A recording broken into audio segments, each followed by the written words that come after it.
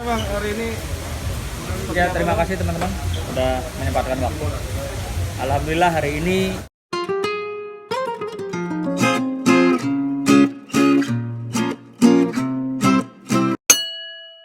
eh, kami mendapatkan kabar gembira khususnya untuk klien kami Ibu Aska, bahwa tadi mendapatkan informasi dari rekan Ferry ya, persidangan antara Mr. A yang menggugat klien kami Bu Aska sudah selesai.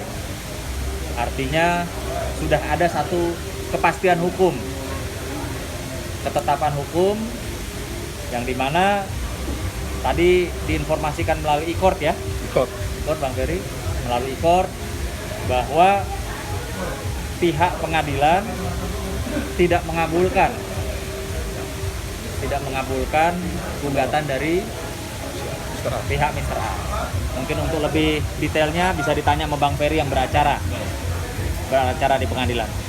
Bang. ya baik ya, untuk masalah persidangan selama ini kita kan sudah melihat ya, baik secara tersirat maupun tersuratnya, apa yang didalil-dalilkan oleh pihak Mr. A beserta kuasa hukumnya itu banyak rekayasa hukum yang dia buat seolah-olah itu kebohongan-kebohongan. Akhirnya akibat dari cerita kebohongan mereka ini terkuaklah sebuah putusan. Putusan itu menerangkan bahwa tentang suatu kebenaran, di mana kebenaran yang hakiki, yang nyata berdasarkan fakta-fakta hukum yang sudah kita buktikan di persidangan, dan itu membuat tidak ada keraguan hakim untuk memutuskan perkara itu. Artinya kami berterima kasih kepada majelis hakim khusus yang menyidangkan perkara Ibu Aska dengan Mr. A. Dalam perkara ini memutuskan dengan bijak, arif dan bijaksana berdasarkan keadilan ketuhanan yang Maha Esa.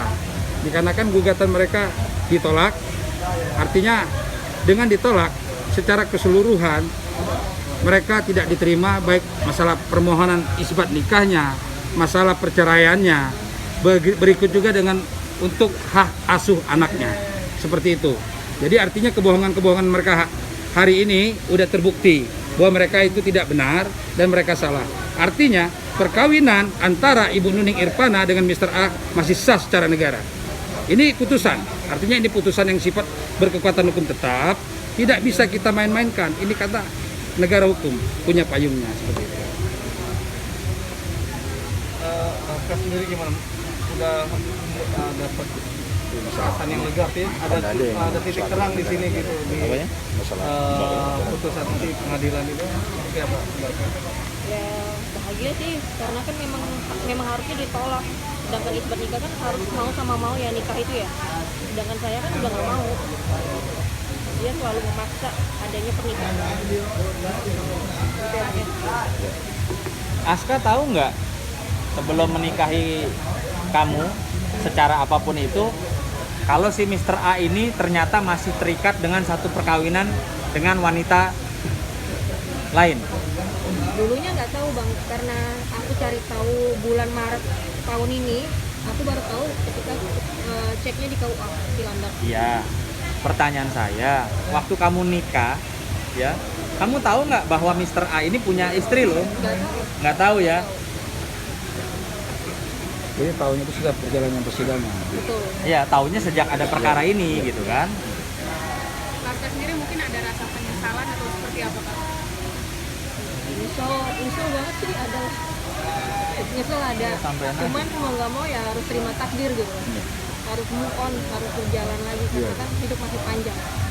Nggak memikirkan tentang anak juga? Anak sehat, happy, seperti kupang dia, sama aku happy dia. Nggak perlu orang tua yang kasar lah, nggak perlu.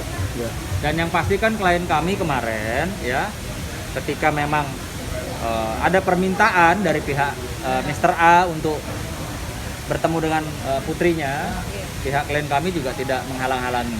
Ya, kita sama-sama tahu sudah bertemu. Jadi jangan bikin cerita lagi yang aneh-aneh lah gitu.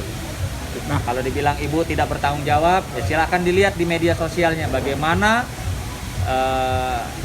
putri daripada klien kami Bu Aska itu happy di tangan ibunya. Ya. Artinya hingga sampai saat ini nih Kak, ada komunikasi nggak sih? Nggak ada, aku blok dia. Karena iya, nggak komunikasi aja dia fitnah-fitnah, apalagi kalau komunikasi yang ada masalah baru dan orang banyak. Cukup lah. Ada permohonan maaf atau sebagai bentuknya dari pihak sana? Minta maaf aja sama Tuhan dia biar dia nggak didatangin karma karena terlalu banyak banget.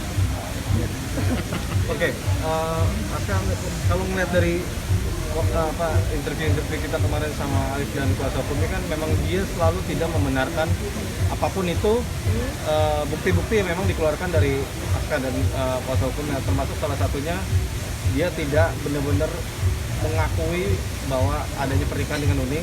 Yang kedua, dia tidak mengenal dengan sosok Nuning gitu. Nah, menurut kamu sendiri ini bisa dijadikan satu laporan lagi nggak sih? Artinya adanya pembohongan publik di sini gitu. Mengingat kan di putusannya kan udah jelas ada gitu bahwa ditolak dari sana gitu. Ini gimana? Ya kami rasa sebenarnya itu dari pihaknya Ibu Nuning ya yang akan melakukan upaya itu ya. Ya. Karena bukan hak kami karena kami bukan kuasa hukum Ibu Nuning. Nah nanti mungkin ya Ibu Nuning selama 10 tahun dinikahi tidak dinafkahi atau segala macam kan bisa ada aturan undang-undang tersendiri untuk KDRT-nya kan seperti itu. Karena KDRT sendiri bukan baik secara fisikis atau apapun itu sudah kena seperti itu. Silakan saja nanti dari pihak Ibu Nuningnya. Nah, cuman kita bicara aturan mungkin kan aturan hukum negara Indonesia ini kita jangan sampai ya dimain-mainkan oleh orang asing gitu loh. Mungkin salah satu dari rekan kami juga Kanda kami akan menjelaskan itu. Ya, jadi begini ya. Pertama-tama bahwa kita berada di sini, berada di negara wilayah hukum NKRI. Bahwa Aska ini adalah warga negara Indonesia. Yang mana Aska, klien kami ini merasa sangat dirugikan. Karena proses hukum dia bukan hanya di pengadilan agama, tapi juga di Polda Metro Jaya. Jadi kasus ini sudah cukup lama.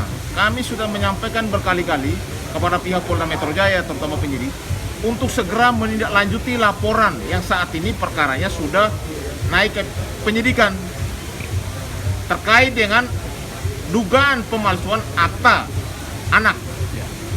Semua bukti, fakta, cerita kami sudah sampaikan, kami sudah serahkan kepada penyidik. Yang kami minta adalah karena ini orang asing, ya harusnya diprioritaskan. Takutnya si terlapor ini melarikan diri, sehingga harus ada kepastian hukum dan keadilan bagi klien kami.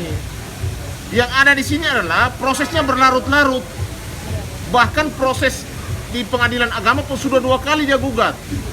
Yang pertama itu adalah NO tidak diterima, yang kedua gugatannya juga ditolak. Dan tidak diterima lagi, ditolak. Artinya apa? Ada warga negara asing yang berada di wilayah hukum Indonesia itu melakukan tindakan-tindakan yang seperti yang kalian tadi sudah disampaikan. Jadi kami hanya minta keadilan buat klien kami. Kasus ini di kepolisian ada Perkap Kapolri, ada undang kepolisian, ada batas waktunya, ada timingnya buat keadilan buat klien kami.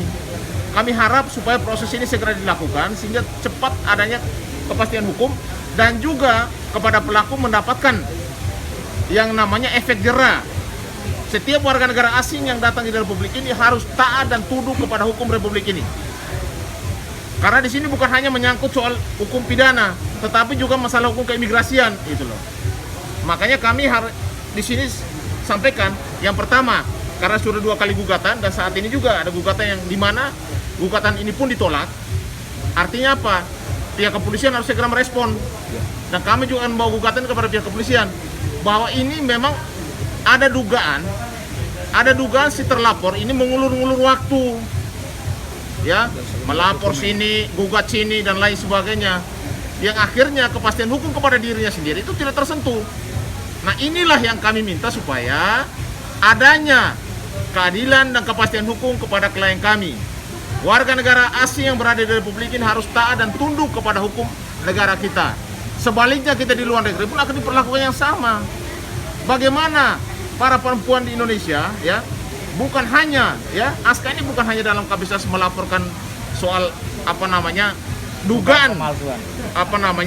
pemalsuan akta anak, tapi juga ada kejadian-kejadian yang lain yang mana hal ini sangat merugikan daripada klien kami.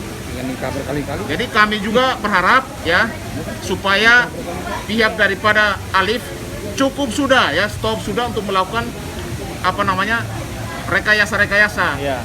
untuk menghambat, bahkan untuk supaya perkara ini berlarut-larut.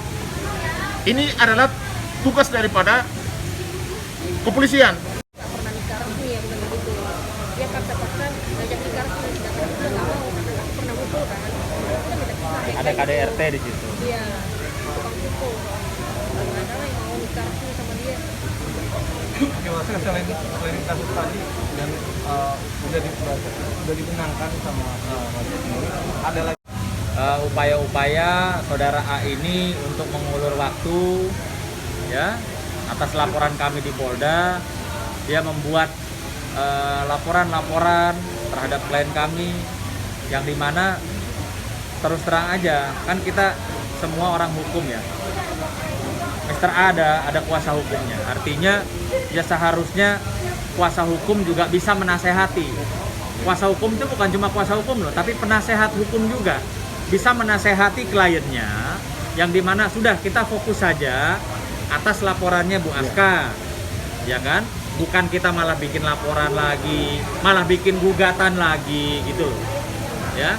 Harusnya pengacara juga bisa mengedukasi kliennya, karena kliennya satu pastilah dia awam hukum, kedua dia kan orang asing, tidak mengerti hukum di Indonesia seperti apa. Pertanyaan saya, buat apa, ya? Panjang-panjangin durasi atau waktu, mengulur waktu itu buat apa?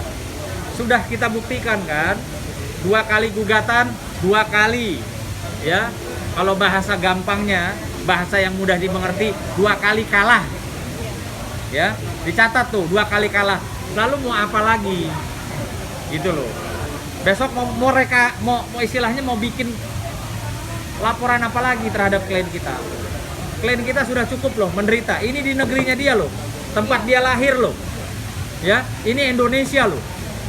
Jangan ya istilahnya warga negara asing mau bagaimana caranya seperti apa. Ya, sementara kuasa hukumnya juga orang Indonesia, kan seharusnya bisa mengedukasi